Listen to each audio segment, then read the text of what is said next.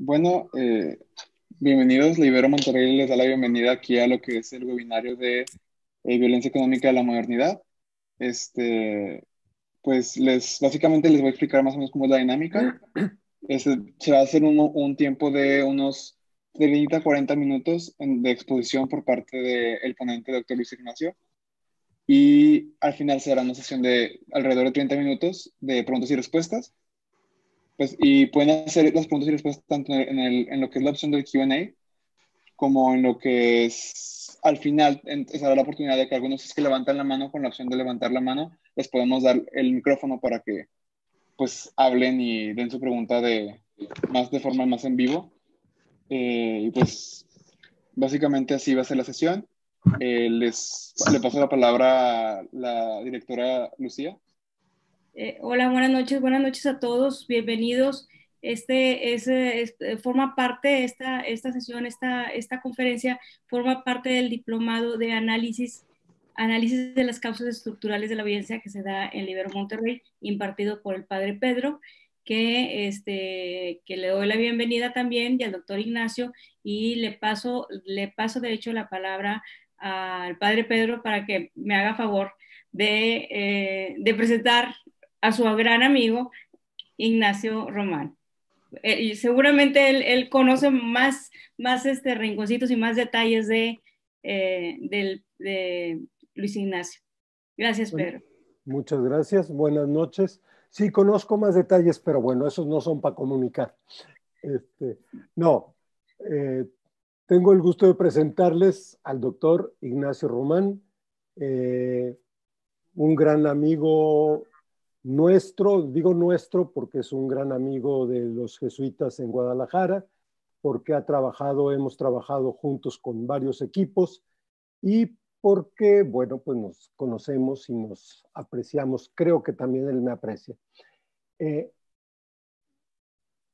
el doctor Román es licenciado en Economía por la la Universidad Nacional Autónoma de México y posteriormente obtuvo su título de doctor en Economía por la Universidad de la Sorbonne, París 7. Es digamos, es la subdivisión de la Sorbona que tiene a cargo este doctorado. Ha sido profesor del ITESO, profesor investigador del ITESO durante muchos años. El ITESO es la Universidad Jesuita de Guadalajara. Y su campo de trabajo fundamentalmente han sido cuestiones de empleo, cuestiones de política económica social. Es investigador. De hecho, él estuvo de coordinador de la parte de posgrado e investigación del ITESO durante algunos años. Desde luego tiene en su haber muchas publicaciones, cursos, conferencias. No los digo porque prefiero que lo oigan. Y bueno, también ha sido asesor en varios grupos, tanto privados como públicos, y actualmente es miembro del SNI. Es alguien que yo aprecio muchísimo, digo, por su conocimiento, por su claridad, pero también por su dedicación, por su seriedad y por la honestidad de su trabajo. Creo que no siempre le ha ido muy bien por esas cualidades, pero ha salido adelante y se ha mantenido, y lo cual para mí es un asunto muy importante. Por eso lo quería mencionar. Pues sin más, bueno, nos hizo el favor de dar esta conferencia a petición mía porque, pues porque me estima y porque creo que le interesa compartir sus conocimientos con otras personas. De hecho, es parte del dinamismo de la sesión. Le decíamos que si quería hablar todo el tiempo o que si quería dialogar con los participantes, y él nos dijo que prefería un poco más de diálogo, pero para que no se haga muy complicado y para no interrumpir mucho la conferencia, él va a decirnos cuándo podemos dar la palabra en unos 2 o 3 espacios, y en ese momento habrá preguntas. No más de 2 o 3 o 4, porque si no se complica mucho la cosa. Digamos, espacios de 10 minutos para que podamos participar. Pues sin más, Nacho, bienvenido, muchísimas gracias y pues ojalá que no sea la última vez. Ya te buscaremos. Muy bien, pues muchísimas gracias. Es un honor estar con ustedes. Conocer la Ibero de Monterrey, que sí, para mí es una novedad, Lucía, y es un gusto saber que tienen programas de licenciatura, de maestría, que andan muy activos. Y pues además pues, es el aprecio también por la ciudad de Monterrey. Mi padre vivió algún tiempo por allá, entonces pues sí, realmente da muchísimo gusto. Y bueno, siempre el ser invitado por Pedro, por ti, digo, con Pedro es una relación de muchísima amistad y de muchísimo tiempo.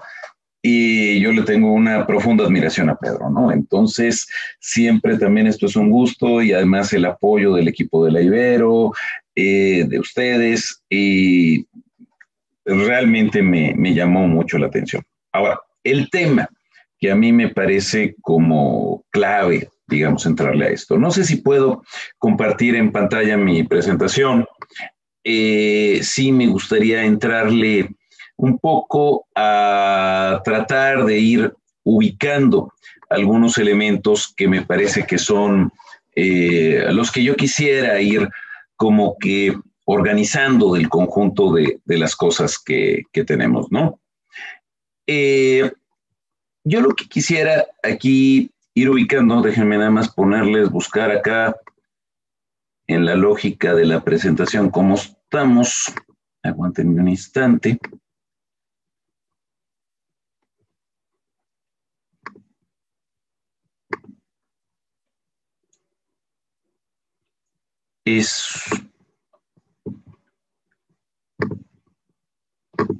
Aquí está. Lo que quisiera es ir ubicando, bueno, ¿de qué estamos hablando? En primer lugar, a la hora de referirnos a violencia y economía.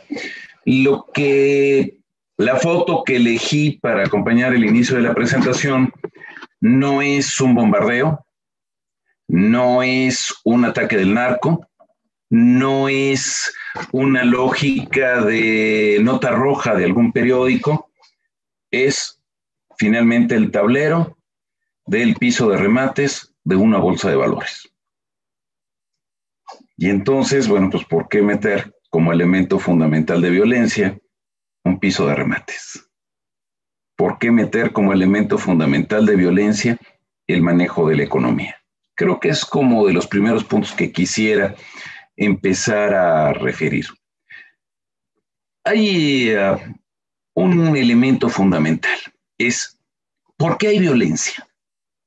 Si uno utiliza el tipo de discurso que ha predominado en México o que predominó durante muchos años, me parece que es terriblemente maniqueo.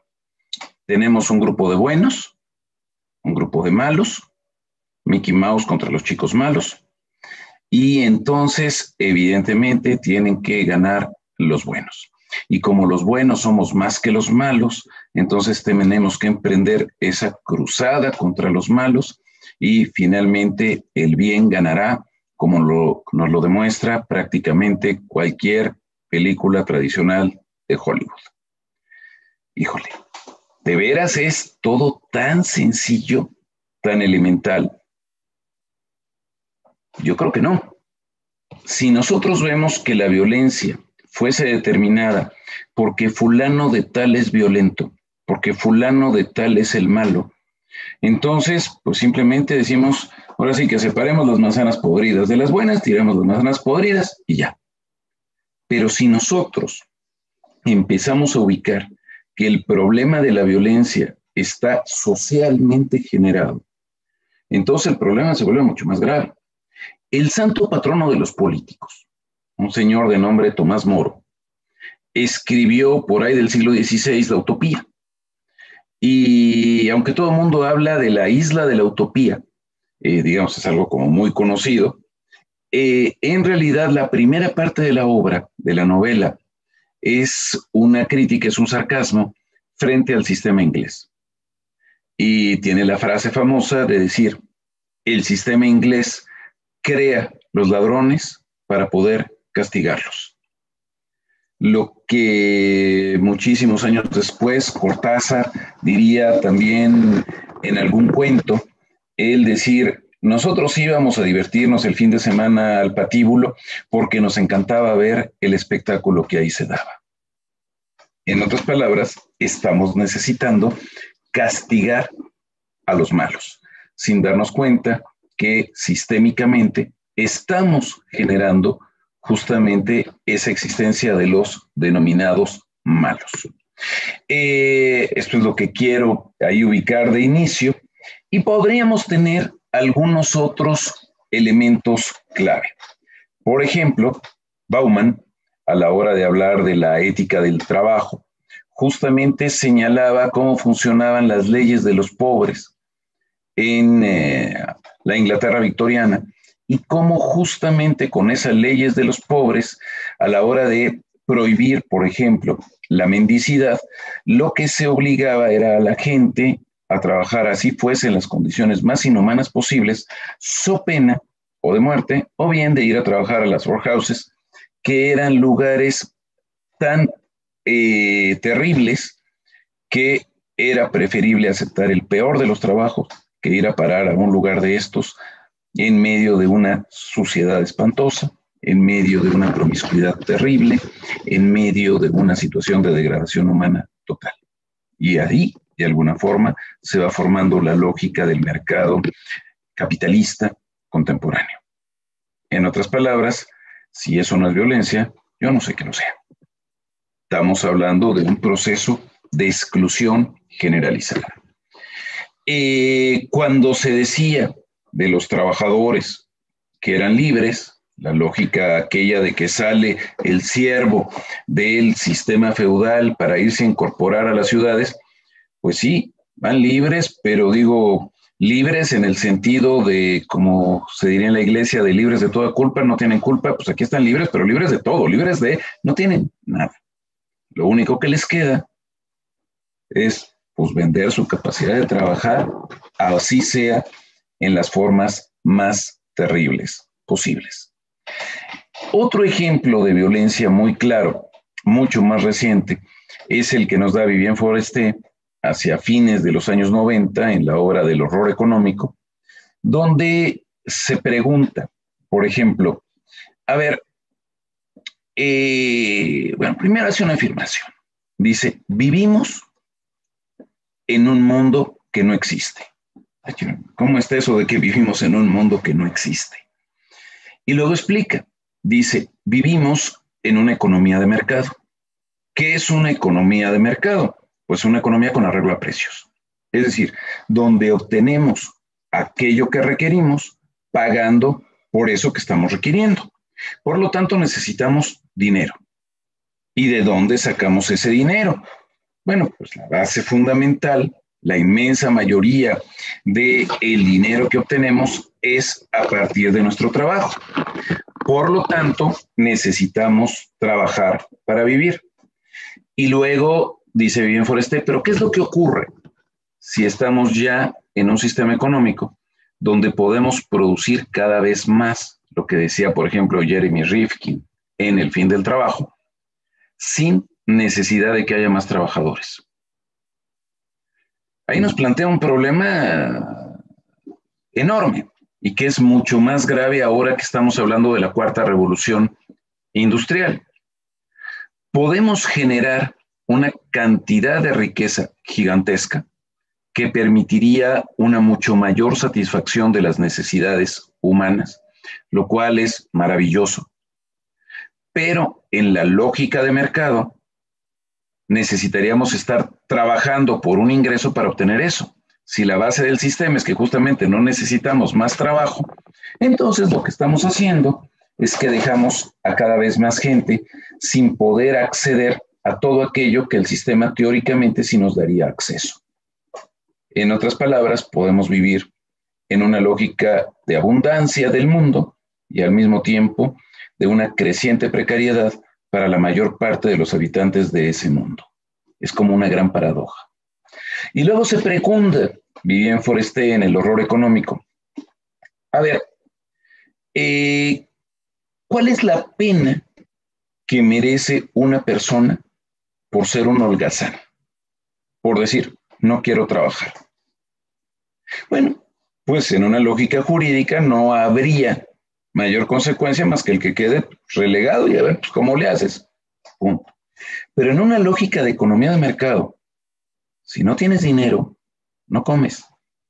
Si no comes, te mueres.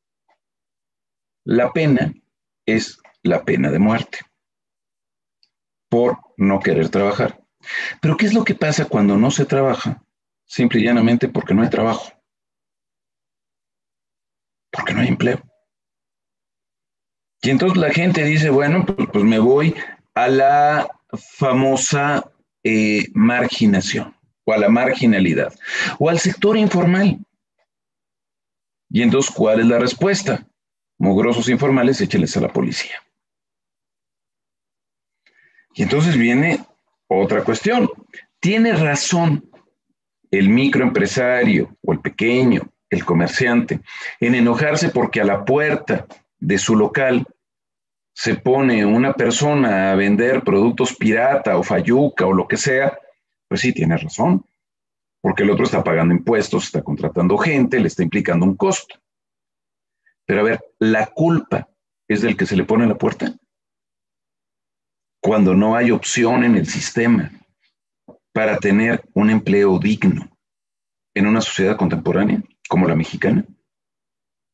Y mientras entonces estamos teniendo el pleito entre el micro y pequeño empresario y el informal, acumulamos fortunas de más de $1,000 millones por parte de 10, 12, 15 grandes potentados nacionales que aparecen en la lista de Forbes. Y donde resulta, de acuerdo con los estudios que ha hecho Oxfam, por ejemplo, que 4 mexicanos, Carlos Slim, Balleres, Larrea y Salinas Pliego, disponen de un patrimonio equivalente al del 50% más pobre de toda la población del país. Ningún manual de administración y de economía nos podría explicar técnica o científicamente una diferencia de este tipo. Por lo tanto, lo que se pregunta Foreste, volviendo a la señora, es, bueno, pues, ¿qué ocurre cuando nos obligan a trabajar para tener dinero, pero no hay trabajo? Cuando la obligación para obtener un derecho no se puede cumplir. Y cuando además condenamos a la persona misma. Y además, ¿qué pasa con los que se quedan con trabajo? Así sea subcontratados, eventuales, con salario mínimo, con ingresos inferiores al costo de la canasta básica, tienen que estar felices. ¿Por qué deben de estar felices? Porque tienen trabajo. Y detrás de ellos hay muchos que quisieran estar en su lugar. Entonces, ¿qué ocurre con aquello que denominábamos derechos laborales? Estado de derecho, derecho a que un salario mínimo permita satisfacer las necesidades honestas de un jefe de familia y además garantizar la educación de los hijos, o como dice, que es lo que dice la Constitución, o como dice el artículo 6 del Pacto Internacional de Derechos Económicos, Sociales y Culturales, que debe ser suficiente también para atender el conjunto de las necesidades dignas de una familia. Y cuando decíamos, pues no se puede aumentar el salario mínimo por decreto. Cuando lo que decía Coneval es que, pues bueno, finalmente la canasta básica, lo que debería de equivaler al salario mínimo, incluía lujos tan extravagantes como artículos de recreación, artículos de esparcimiento, por cantidades. En la actualidad, pueden ustedes ver en la página del Coneval, en contenido y valor de la canasta básica alimentaria y no alimentaria, en niveles tan extravagantes y extraordinarios de dinero, como por ejemplo en la ciudad, 4 pesos con 90 centavos mensuales para artículos de esparcimiento, o 1 peso con 90 centavos a nivel rural. Y se decía, no hay por qué manejar un salario mínimo tan alto. En la canasta básica, por ejemplo, entra, sí, transporte público para un adulto promedio, un pasaje diario. ni siquiera aparece en Monto, pero viendo en Guadalajara, ni siquiera alcanza para un camión de ida y uno de regreso. Eso para dar simplemente un ejemplo, y uno se preguntaría, ¿eso es o no violencia? Y Vivienne Foreste termina diciendo, pues bueno, ahí estamos teniendo un problema. Y entonces termina preguntándose, volviendo al caso europeo que ella plantea, el francés, que es, a ver, tenemos que ganarnos el derecho a existir. Y su respuesta es, para una ínfima minoría de la población, ese derecho está garantizado. Lo demuestra Piketty a nivel global en El Capital en el siglo XXI. ¿Cuál es la principal fuente de riqueza de la gente acaudalada en el mundo? De lejos, la respuesta es una sola: herencias. Entonces uno dice, ¿hablamos de mérito? ¿Hablamos de competitividad? ¿Hablamos de eficiencia? No, estamos hablando de una reproducción de poder. Y entonces, frente a esa reproducción inercial de poder, se nos dice, bueno, ¿quién debe de ser el competitivo? ¿Y quién debe de pedirle a los demás que sean competitivos? Y resulta que quienes nunca tuvieron la necesidad de demostrar que eran competitivos son los que pueden tener el derecho a exigirle a todos los demás que sí lo sean. Entonces es maravilloso como esquema el poder ubicar en dónde nos estamos encontrando. Entonces, vamos a tratar de ubicar un poquito más de qué hablamos con esto de violencia. ¿Alguien quisiera hacer un primer comentario al respecto? A ver, todos nos pasamos un poquito a la parte conceptual. ¿Qué es la violencia? Bueno, si uno ve simplemente las definiciones de diccionario, es básicamente forzar u obligar a otro. Forzar u obligar, ¿por qué? Para sobrevivir. La violencia, digamos, en la selva, por incrementar el poder, por la procreación misma. Y en una sociedad actual, esa violencia, esa sobrevivencia es a partir de la obtención del ingreso. Decimos, se hace mediante empleo, y luego nos dicen que ese ingreso en el empleo depende de tu nivel de producción y productividad. Si tú no eres suficientemente productivo, entonces no ganas una buena cantidad de dinero. Si no ganas una buena cantidad de dinero, tú tienes la culpa de estar como estás. Y entonces viene una situación muy interesante a la hora de asociar, como lo hacemos en la teoría tradicional, el nivel de ingreso propiamente con productividad. ¿Qué es lo que hacemos cuando nos ubicamos en estos términos? En primer lugar, decimos, ¿y cómo medimos la productividad?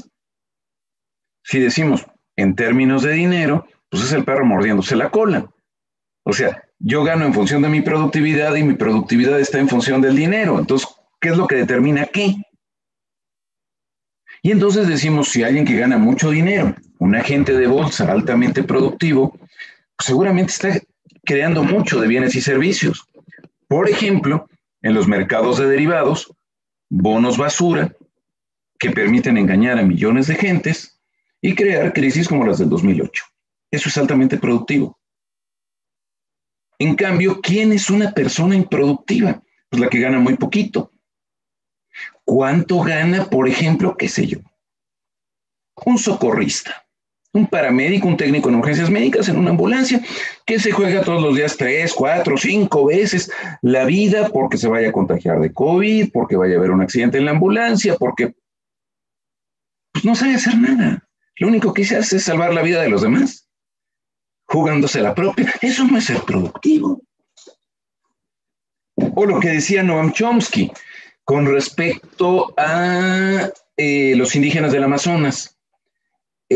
Cuando llegó todos los incendios y toda la amenaza de utilizar esos territorios para el extractivismo, para el fracking, etcétera, etcétera.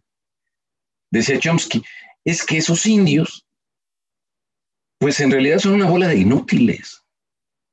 No saben hacer otra cosa más que salvar a la humanidad.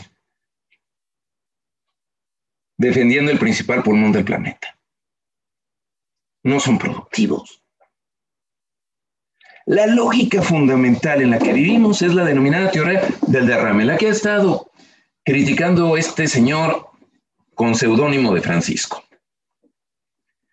Y lo que él dice es, a ver, en la lógica de decir, si le va bien a algunos, le va a ir bien a todos, porque entonces van a generar grandes empresas que a su vez con eso van a contratar a los trabajadores, y con esos trabajadores va a haber salarios, y con esos salarios todos vamos a vivir a todo dar. No, eso nunca se ha demostrado. El gran problema es que vivimos en una lógica de sistema, en donde si la teoría no se corresponde con la realidad, pues decimos, el problema es la realidad, y seguimos con la misma teoría. Y seguimos defendiendo el mismo dogma.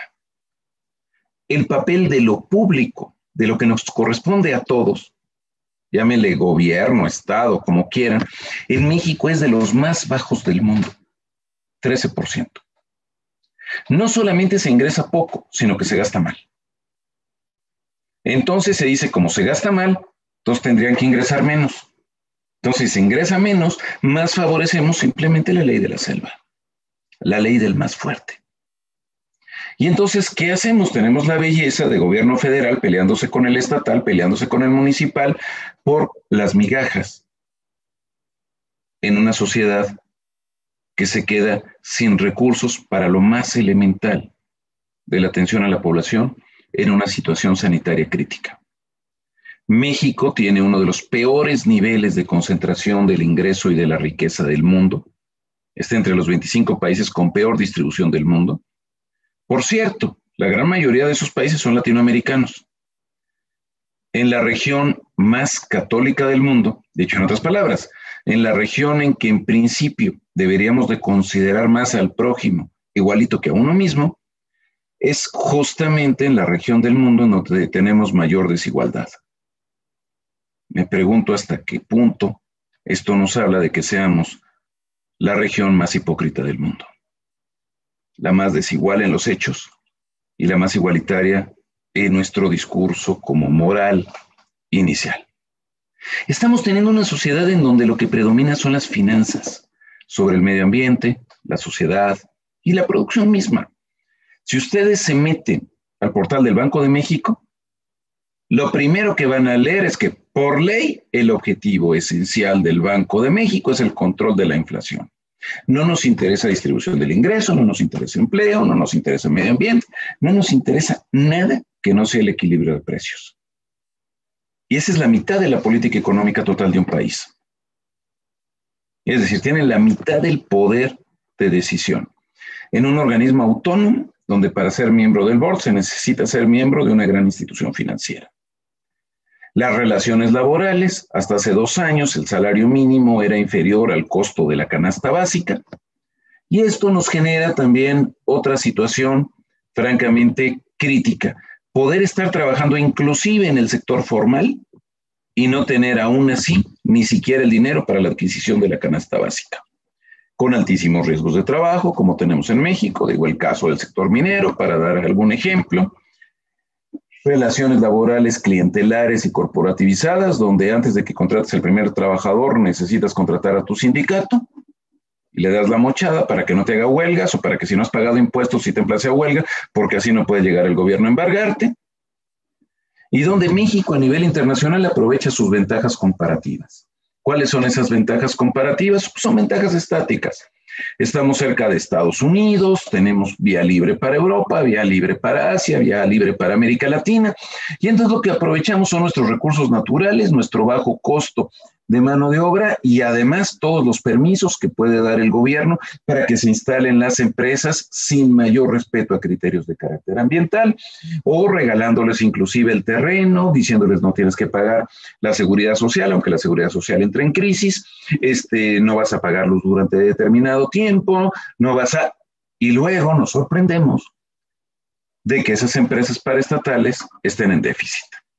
Entonces, pues si esas son nuestras ventajas, pues uno dice que padre. Tenemos un crecimiento económico irregular, concentrador del ingreso, sin generar empleo digno. Y entonces, pues finalmente entramos en una lógica de conflicto entre todos. Me voy más rápido porque voy demasiado lento por lo que estoy viendo. Entonces, la forma en la que llevamos el empleo es generador, al mismo tiempo que podría ser amortiguador de violencia.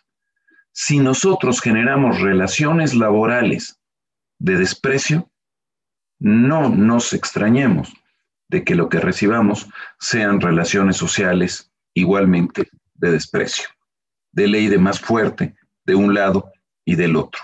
Generamos múltiples formas de exclusión. Si quieren les puedo dejar acá la presentación para poder irme más rápido. Y una autora, Clara Hussitman, desarrolló todo un proyecto muy amplio sobre factores precursores de riesgo, detonadores y de contención de violencia. ¿Qué factores tenemos como precursores de violencia? Países como México, que no crece y crece mal, crece basado en el sector financiero, telecomunicaciones, servicios corporativos, y no de donde come la mayor parte de la gente. Esta concentración del ingreso, estancamiento y crisis recurrentes, deterioro ambiental y bajas oportunidades de empleo. Tenemos también una enorme concentración del mercado en grandes empresas. Tenemos problemas fuertes de discriminación laboral, de violación de derechos laborales, etc. Si nosotros seguimos más adelante, veremos que, pues finalmente en algunas sociedades, como en Monterrey, como en Guadalajara, están un poquito más estructuradas. Hay lógicas de microemprendedores, de cooperativas familiares, ingresos extralaborales, las remesas son fundamentales para mantener paz. Diversificación de fuentes de ingreso familiar, incluyendo formas que no debería de haber propiamente. La saturación del trabajo femenino, el trabajo de la tercera edad, las transferencias de todo tipo. Entonces, esta es como la base que yo diría. Otro punto fundamental de violencia es el manejo del dinero. Esto a nivel global, no solamente de México. Me llama la atención un libro, La violencia de la moneda, prologado por Jacques Attali, uno de los promotores de la Unión Europea, donde se quejaba propiamente del manejo que se estaba haciendo de la moneda en Europa en lo que años después daría lugar al euro, con la autonomía de los bancos centrales. Dice Attali, la administración de las crisis financieras no es más que un modo más o menos tolerable, más o menos civilizado de la violencia esencial, la violencia pura. Dice, la violencia de la moneda muestra la nulidad trágica de las teorías que han eliminado la moneda para construir una economía puramente cuantitativa. Es decir, la moneda no como una relación social entre los seres humanos, sino simplemente como un juego de números. Dice, el resultado, dice Attali, es ridículo, deplorable, ingenuo, pero también perjudicial. Cuando esa teoría, estas teorías predominantes de la moneda, conduce a las dogmáticas políticas monetarias autónomas que tanto daño hacen hoy en día a las naciones que las emplean, ya no se trata solo de faltas teóricas, sino de cosas serias, muy serias.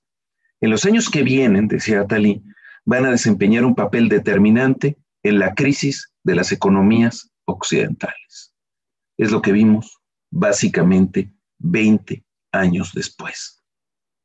Y entonces uno dice, a ver, si estamos hablando de la soberanía y decimos somos mexicanos, ¿quién es el soberano? Hemos sustituido la soberanía de las sociedades por la soberanía del consumidor. Lo que importa no es el voto electoral, es el voto monetario.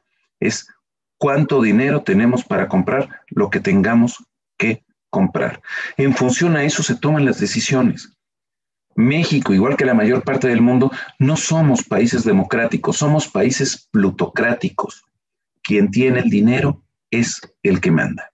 Con dinero baila el perro. La moneda no es neutra.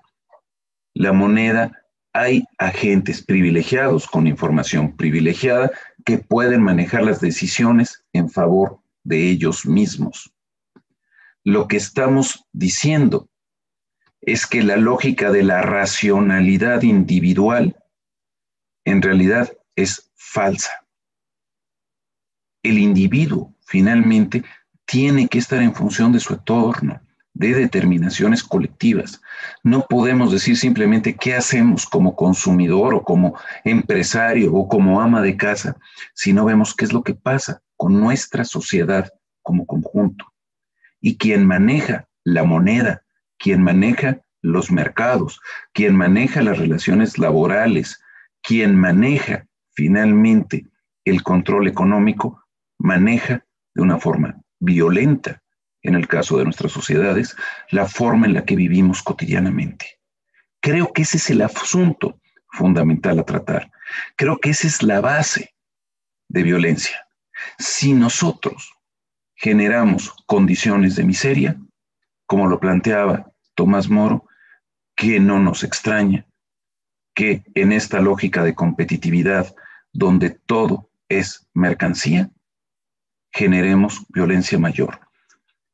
Algunas preguntas nada más como base del final. Yo quiero no alargarme tanto en la exposición, pero es con respecto a la educación. Se nos ha dicho hasta el cansancio que debemos de orientar a la educación, estamos en una lógica universitaria, con respecto a las necesidades del mercado. No se puede abrir una carrera si no se hace un estudio de mercado. En otras palabras, la población se debe de estudiar, los jóvenes deben de estudiar, en función no a lo que requiere el mercado, sino a lo que requiere solo una parte del mercado, la demanda de trabajo.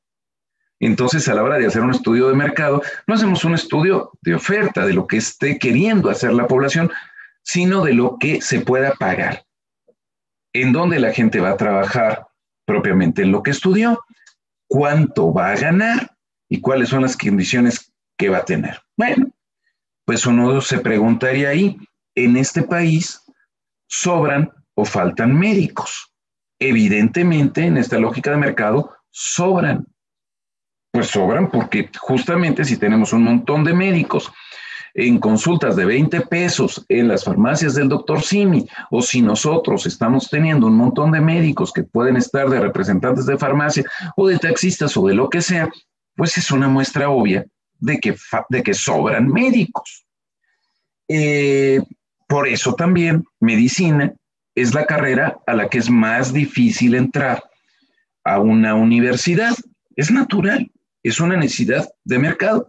Si yo fuese, qué sé yo, un indígena, ahí en Chihuahua, de los que conoce extraordinariamente Pedro, y de hecho creo que es uno de ellos, si nosotros nos ubicamos en términos de la población rarámuri y nos encontramos en una comunidad aislada, sin electricidad, sin servicios sanitarios, y resulta que yo, como rarámuri, me da un ataque de apendicitis, yo no necesito un médico. No necesito un médico por una razón muy sencilla. Aunque lo hubiera, simplemente se le caerían los calzones. Es decir, si no hay electricidad, si no hay la más mínima instalación sanitaria, pues ¿qué va a hacer? A quien necesito es un doctor, pero sí, pero en filosofía. Necesito a Pedro de Velasco para que me ponga mis santos óleos. Y alguien que haga un agujero en la tierra para que me avienten. No necesito un médico. Si nosotros no pensáramos en términos de qué requiere el mercado, sino de qué requiere la sociedad, en México hay una extraordinaria carencia de médicos. Si tenemos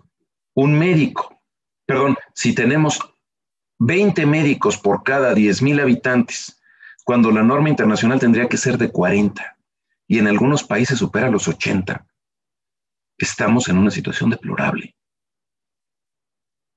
Y si nosotros decimos, vamos a medir si faltan o sobran médicos en función de la demanda del mercado, pues sí, no necesitamos filósofos. No necesitamos periodistas, basta con los dos que dan las noticias a las 10:30 de la noche en Televisa y Televisión Azteca. No necesitamos músicos, basta con el reggaetón. No necesitamos un mundo cultural diferente. No necesitamos hacernos preguntas. Necesitamos seguir rutinas. Necesitamos aprender inglés. Necesitamos aprender el software adecuado y necesitamos seguir instrucciones, no defender derechos. En esta lógica, evidentemente, estamos utilizando a los individuos en la misma lógica que podríamos señalar con Aldous Huxley, con El Mundo Feliz, de individuos alfa, beta, gamma y delta, o como con Fahrenheit 451, Prohibido Leer, o con simplemente 1984 de Orwell. ¿Es eso lo que queremos para nosotros? Si no lo queremos, necesitamos una economía diferente, una economía que, como en su sentido básico lo planteaba Genofonte hace poco, hace nada más como 2400 años, se trata esencialmente de administrar bien la casa, que genere bienes. Cuando hablamos de bienes y servicios, el término bien lleva una connotación ética, algo que nos ayude a vivir, a librarnos de la pobreza, a salir adelante juntos. Si eso no lo logramos, la economía es mucho más violenta, particularmente la moneda, que cualquier bomba, que cualquier narco, que cualquier acto de agresión que veamos constantemente. Si quieren, con eso ya le entramos al diálogo, porque ya me colgué. Entonces, no sé. Sí. Gracias, doctor. Por favor. Aquí está ya una de las participantes que está levantando por aquí la mano, es Marta Schweiger. No sé si gustes, Marta, por favor, activar tu micrófono.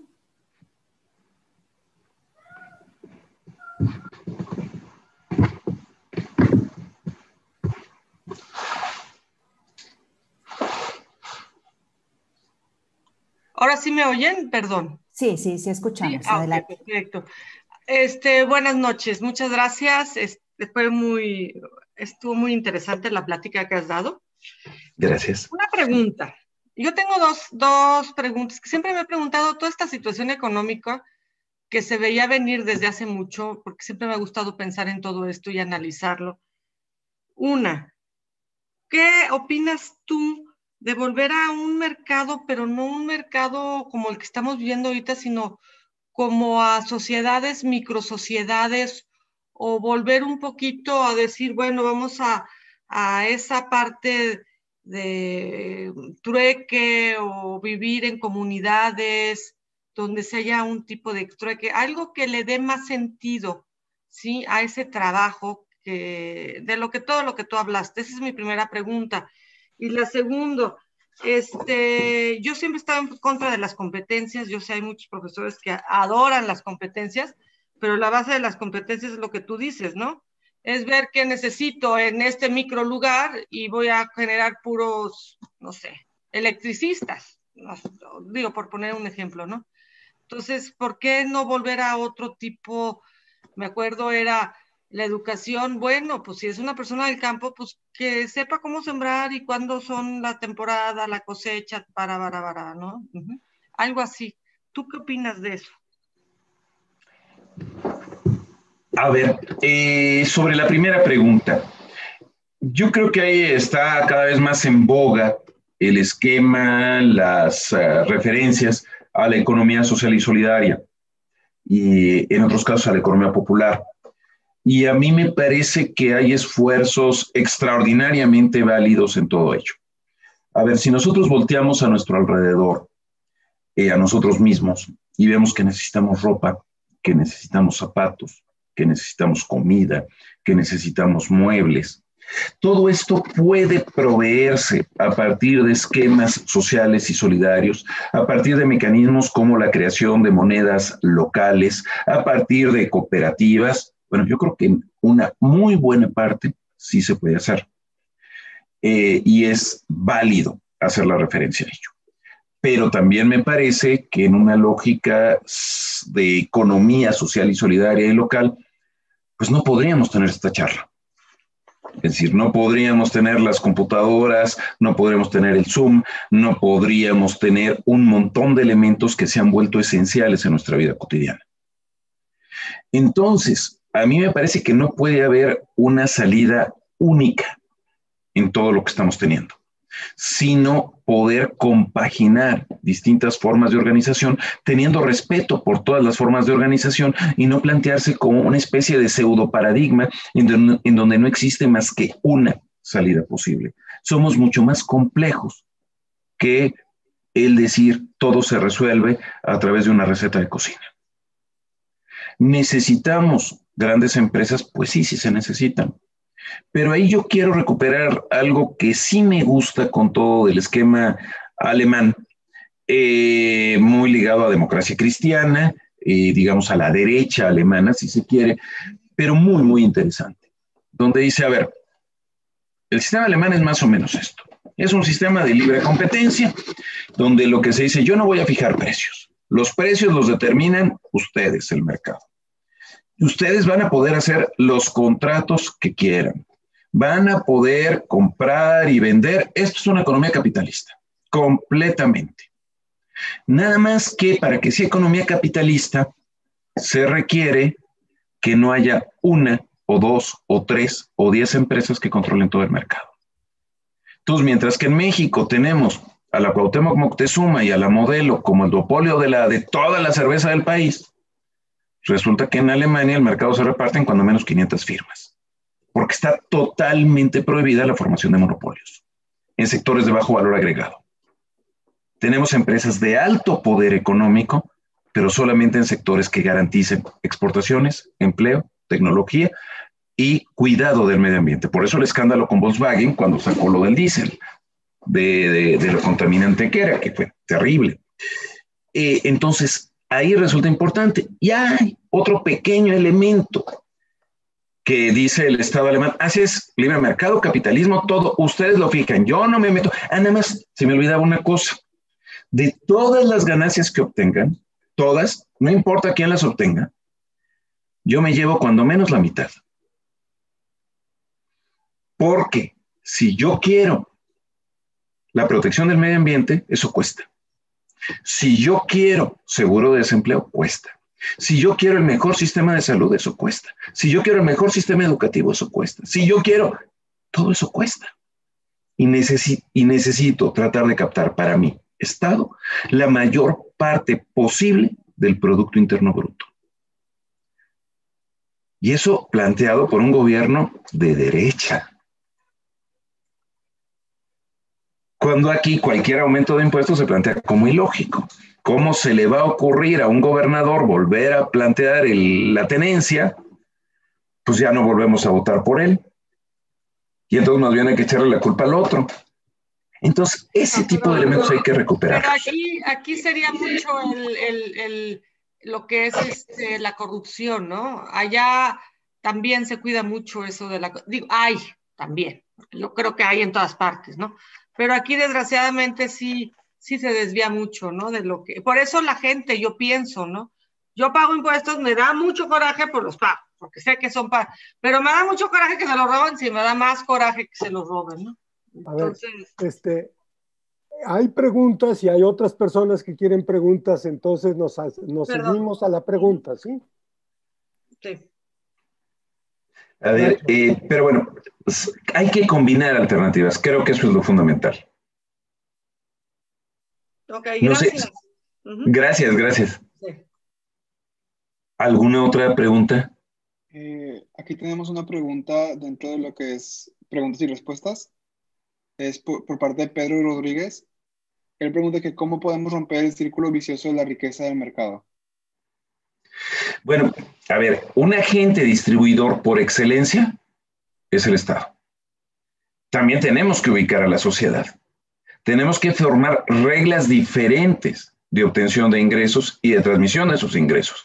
Las lógicas del jubileo en la iglesia, pues es que eran sensacionales. Era el decir, ¿saben qué? Al cabo de 50 años desde el Antiguo Testamento, pues reorganizamos poder para que no sea una simple reproducción intergeneracional.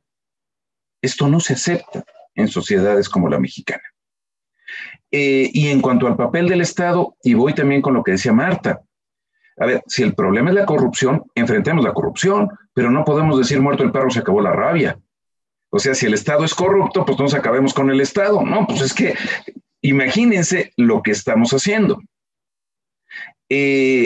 Aquí un punto que me parece clave sí es la demanda de transparencia, de rendición de cuentas. Pero bueno, entrando a cuestiones tales como gobierno mexicano, yo creo que hay muchas cosas que está haciendo el gobierno federal terribles. Pero eso que está haciendo terrible, yo lo criticaría exactamente desde la lógica diametralmente opuesta a lo que está planteando las cámaras empresariales.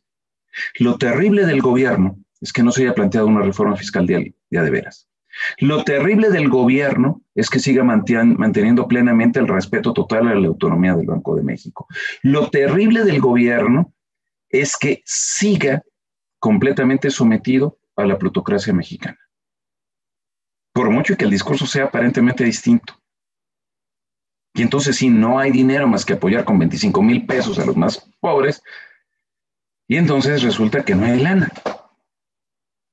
Ese es un problema fundamental. Entonces, si hay que enfrentar la corrupción, bueno, pues nos tomemos en serio estas cuestiones de la denominada democracia, en un sentido participativo.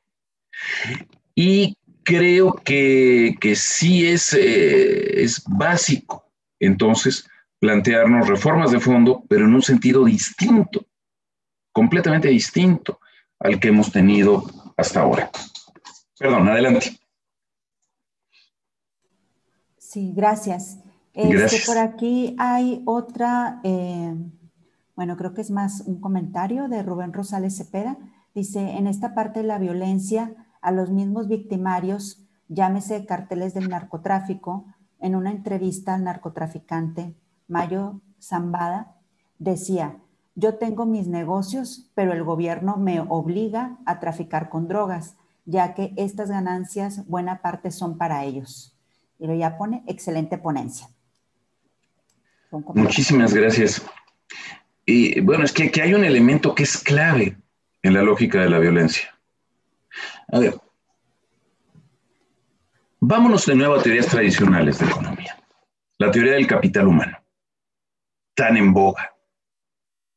Si uno ubica la teoría del capital humano, hasta en términos semánticos, lo que estamos diciendo es que el ser humano vale en la medida que sea rentable, que sea capital. En capital humano, el sustantivo es capital. El ser humano es simplemente un adjetivo. El ser humano no es más que una forma de capital. Valemos en tanto generemos ganancias. Entonces, que contratemos a la gente sin reconocimiento de que sea trabajadora, por honorarios, en una situación de plena vulnerabilidad, o eventuales, o subcontratados, o con ingresos inferiores al mínimo, o con lógicas de estos contratos a 28 días que luego mandan a las trabajadoras 2 días a su casa, luego las vuelven a contratar para que no generen antigüedad y les dicen que es el descanso trabajado, o cuando simplemente en estas circunstancias de crisis Jeff Bezos llega a tener cifras no faraónicas, más que faraónicas de capital, sin haber tenido siquiera un supermercado, sino simplemente con el manejo de información o con las grandes plataformas. Eso es violencia. Eso es favorecer una situación de empobrecimiento. Entonces, si decimos, vamos a jugar con el ser humano diciendo que no se necesitan más médicos, o enfermeras, o camilleros, o paramédicos, ¿por qué no del otro lado no pueden decir, oigan, yo también soy competitivo? Y entonces yo te puedo secuestrar. Y entonces tú te conviertes en mi mercancía. Yo te puedo robar, o yo puedo traficar con órganos humanos, o con joyas arqueológicas, o con biodiversidad, o con lo que sea. Si todo es mercancía, ¿por qué solamente tú me consideras a mí mercancía y no te considero yo a ti mercancía? Y entonces favorecemos la ley del más fuerte, en el sentido más literal del término.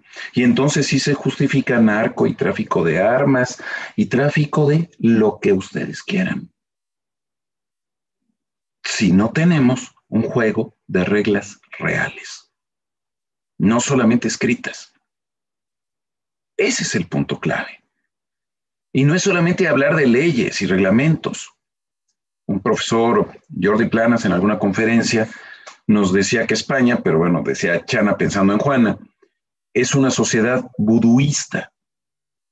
Decía, ¿por qué es vuduista? Porque en el vudú tenemos un muñequito al que le ponemos unos alfileres y pensamos que porque le ponemos alfileres al vudú, al muñequito, creemos que se va a morir un tipo. Aquí lo que hacemos es nos juntamos en un congreso, escribimos unos rollos, publicamos unas leyes o reglamentos o disposiciones, las que sean, y consideramos que porque las escribimos ya se va a aplicar. es exactamente lo mismo. Dejemos una cultura buduista y veamos, a partir de nuestra situación real, qué hacer, cómo enfrentar, cómo generar condiciones para que podamos vivir juntos. Y no como lo estamos haciendo en castillos amurallados de 50 pisos, rodeados de una fosa que ya no es de cocodrilos, sino de guardias de seguridad privado, que tenemos que pasar por 3 puertas antes de poder llegar a donde viva algún jerarca. Necesitamos preguntarnos cuál es nuestra capacidad y cómo hacerle para poder volver a vivir juntos. Si no, nos acabamos. Gracias. También otra pregunta en el área de preguntas y respuestas, de Oscar Arechiga. Él pregunta, ¿cuáles serían las limitaciones que el Estado debería proponer al capitalismo y cuáles deberían de ser el papel fundamental de los actores sociales respecto a los agentes económicos? Gracias. Hay otro autor, Robert Boyer, que por ahí de 1998-99 publicó un libro extraordinario, Capitalismos, fin de siglo. Básicamente lo que él dice es que el capitalismo ya no existe, que lo que existe son los capitalismos, en plural.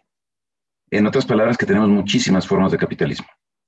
Francamente, un capitalismo al estilo escandinavo, pues no lo veo tan mal.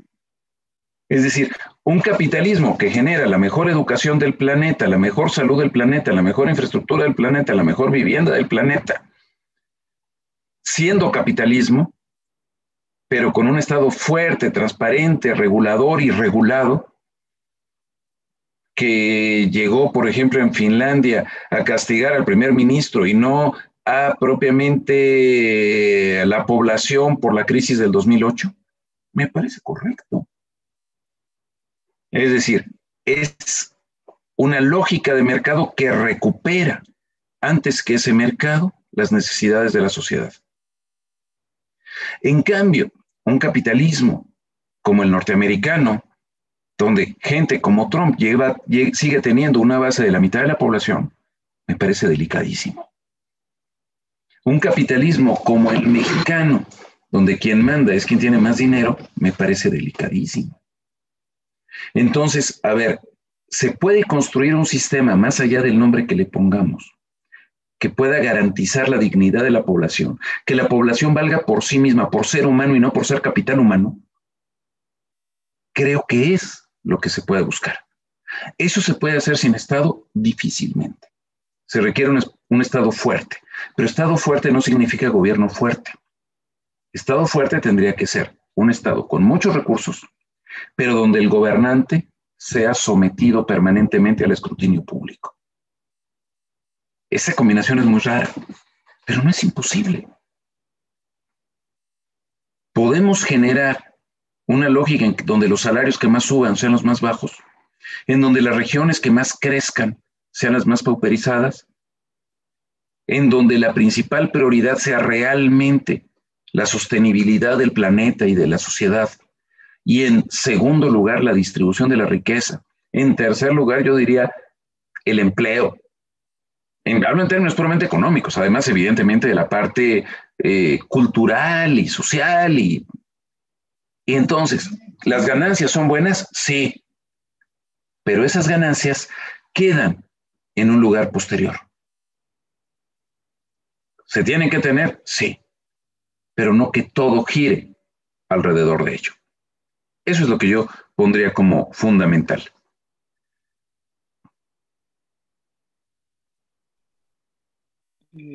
Bueno, muchas gracias. Aquí también tenemos un comentario de Laura Elena Almeida.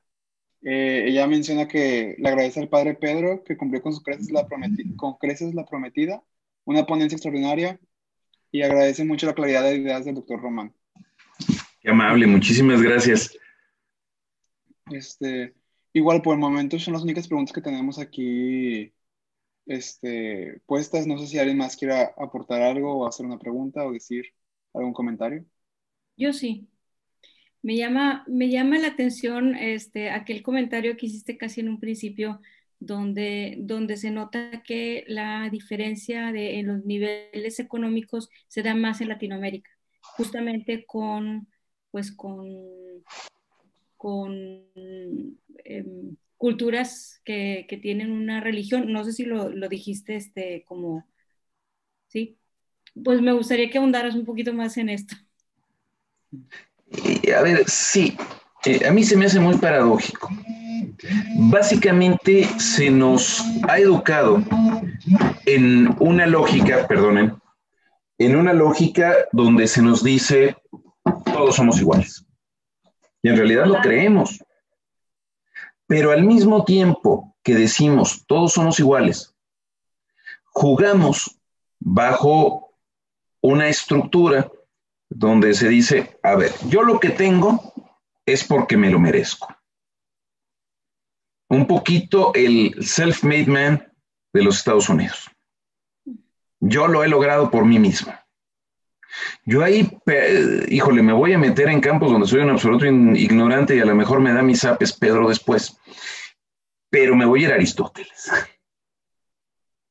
A ver, en el planteamiento organicista de Aristóteles, él dice que finalmente un ser humano que no necesita de los demás para vivir, no es un ser humano, es una bestia o un dios. En otras palabras, a ver, ¿cómo llegamos a esta sesión? Si lo que tenemos lo hubiéramos conseguido por nosotros mismos, solos, pues para empezar hubiéramos llegado encuerados. ¿Pero encuerados a dónde? ¿A qué salón o a qué computadora o a qué qué? ¿En qué idioma hablaríamos? ¿Podremos existir? Somos, por eso el término aristotélico del animal político. El reconocernos como seres políticos de la polis, como parte de algo mayor, es fundamental. Y esa es la parte linda, finalmente, de mucho de nuestra cultura. El que al mismo tiempo lo que digamos después es, bien te quieres, bien me quieres, bien te quiero, no me toques el dinero, como dice Serrat. Pues bueno, entonces ahí uno dice, ¿qué está pasando? ¿Dónde está la lógica de coherencia entre lo que decimos y cómo actuamos? Y no digo que vivamos como franciscanos. Lo que digo es, ubiquemos cuáles son los límites, cuáles son los umbrales. ¿Por qué Asia está creciendo como crece? Porque aunque truenen los mercados externos, lo que está pasando con China, pues lo que han buscado es desarrollar su mercado interno, porque buscan que su propia gente tenga capacidad creciente de satisfacción de sus necesidades. Si aquí lo que nos interesa es ser competitivos con el exterior, digo, recuerdo mucho un anuncio que circulaba mucho en Guadalajara de un niño finlandés comiendo aguacate mexicano. Y uno dice, pues qué padre, qué lindo que los niños finlandeses puedan comer aguacate mexicano. Qué lástima que los niños que acompañan a sus padres, trabajadores jornaleros, trabajando de gratis hasta más de 64 horas semanales y que no reciben esos niños ni un peso por el trabajo que hacen, ellos no tengan derecho de comerse uno de los aguacates que están recolectando. Y decimos, en términos económicos, a la hora de medir en términos de dinero, es que ellos no son productivos. Entonces, mientras sigamos con nuestros manuales de economía y de administración para medir todo en función simplemente de precios y de dinero, simplemente estamos negando la realidad. Estamos sustituyendo el conocimiento auténtico por resolver adecuadamente los ejercicios del final del capítulo del manual de Pearson o de McGraw-Hill. Mientras actuemos de esa manera, estamos muy limitaditos. Necesitamos cambiar de enfoque en función de las necesidades de nuestra propia sociedad.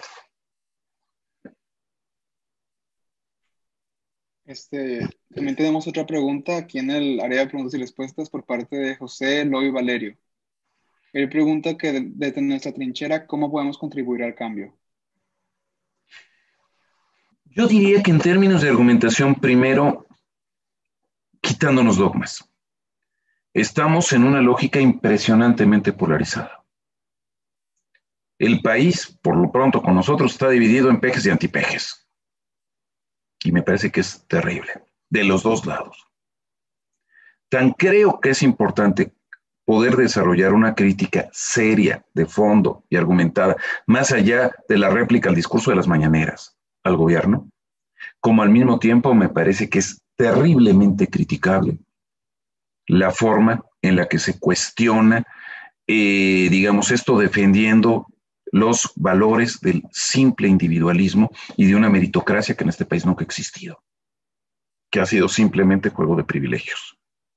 El poder entendernos, vaya, simplemente el poder actuar un poquito más en nuestro ser, que sea un poquito más coherente con la forma en la que decimos que creemos ser. Yo creo que eso, para empezar, es básico.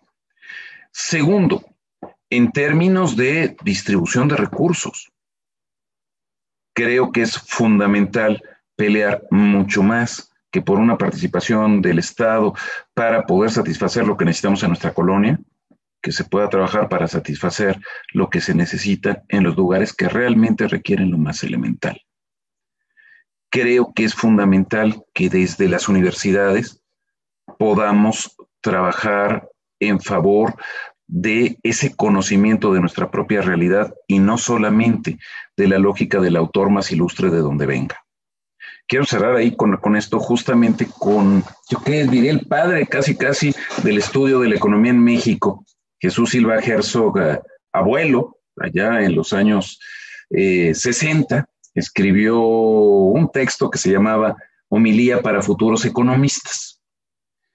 Y en algún momento decía, y aquí es oportuno precisar que cualquier economista proveniente de un país de la periferia, con todas las carencias que tiene esa periferia, que simplemente siga ufanamente al autor extranjero, por ilustre que éste sea, no se asemeja más que al pobre bufón que trata de seguir gozoso y grotesco los finos modales de su señor. Dice, cualquier economista de nuestras latitudes debe de pensar poniendo en primer lugar las necesidades legítimas y profundas de su propia población. Si eso no lo consideramos, somos un remedio barato. Formémonos como profesionales en función a lo que tenemos que ser y no simplemente en función a lo que nos dé más medallitas. Creo que eso es lo fundamental. Desde el espacio que estemos. Muchas gracias. Gracias. De nuevo, ya no tenemos ninguna pregunta. Tampoco nadie ha levantado la mano. No sé si alguien tenga algún comentario que hacer o si ya quieran. Adelante. ¿No?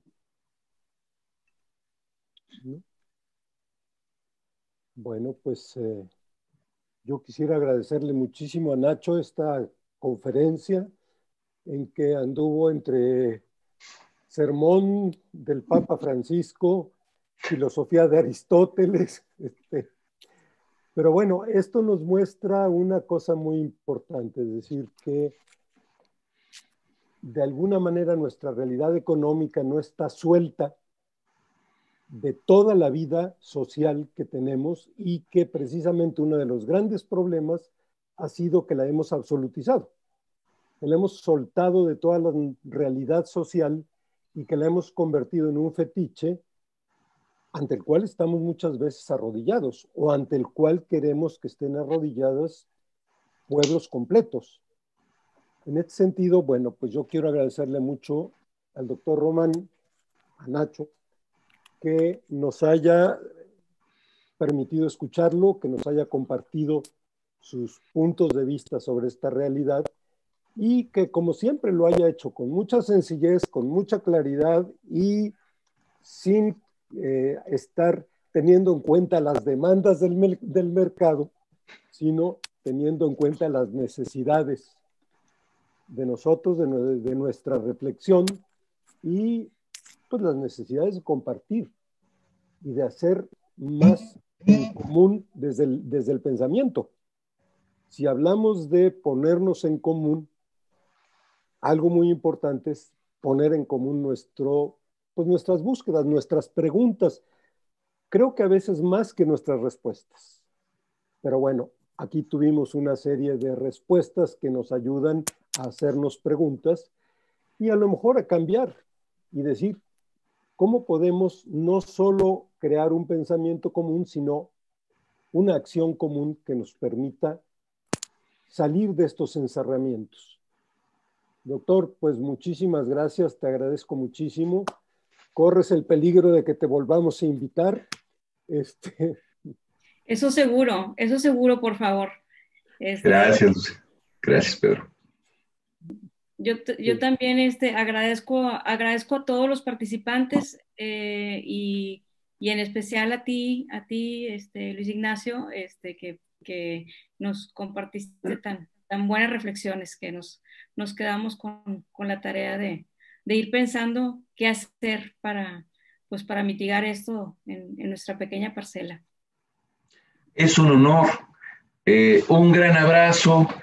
Bueno, ahorita quienes ven en pantalla, Bruno, Lucía, Pedro, pues seguimos en el camino, pues, y hacer lo que podamos desde donde estamos. Lo mejor del mundo. Muchas gracias, igualmente. Muchas gracias a todos los participantes y los que tienen clase, vayan a su clase. Los que tienen clase ahora, vamos unos 15 minutos de descanso y luego, bueno, pues comentaremos esto. Me temo que ya el doctor Román adelantó como 3 de las clases que iba yo a dar, entonces ya tenemos ganado tiempo. Vamos. Bien. Pues muchas gracias y nos vemos en 15 minutos en el otro chat, en el ordinario, que para el grupo de la mañana ya les mandé el enlace. Sí. Gracias, buenas noches. Buenas noches, gracias. Buenas noches, Santa, muchas gracias. Bruno. Buenas noches a todos. Gracias, Jorge. Pedro. Hasta luego. Bye. Sí. Muchas gracias a todos y a todos los que vinieron a la plática y y también participaron con preguntas y con comentarios. Bueno.